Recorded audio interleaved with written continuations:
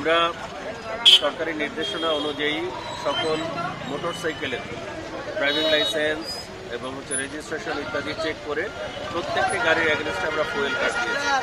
আমরা এখানে fuel card check করে তাদেরকে তেল দিচ্ছি। কিছু মোটরসাইকেল আছে এবং কিছু চালক আছে যাদের গাড়ির বৈধ কোনো কাগজপত্র নেই, তাদের তো আসলে গাড়ি চালানো বা এই তেল নেওয়ার অধিকার নেই, এগুলোকে আমরা অবৈধ যান বলি। আমরা দেখেছি এই অবৈধ যানগুলোই বেশিরভাগ সবাই এখানে ভিড় করে থাকতেন। এর পেছনে আমরা কিছু অসাধু উদ্দেশ্য পেয়েছি। এখান থেকে তেল ফুল করে নিয়ে মোটরসাইকেল থেকে পরে এই তেলটা আবার বোতলে ভরা হতো। এইভাবে অনেকেই ছোট ছোট করে রিজার্ভ করার ফলে একটা কৃত্রিম সংকট তৈরি করা হয়েছে। আজকে আমরা ফুয়েল কার্ডগুলো যথাযথভাবে চেক করছি, এই কারণে আজকে কিন্তু তেমন কোনো লাইনই নেই এবং সবাই অল্প সময়ের ভিতরে 10 মিনিটের ভিতরে তেল নিয়ে চলে যাচ্ছে। আমরা সরকারি নির্দেশনা অনুযায়ী 200 টাকা করে তেল দিচ্ছি। মোটরসাইকেলের তেল নেওয়া শেষ হয়ে গেলে এরপরে যদি ফুয়েল থাকে আগামীকাল দিন থাকে।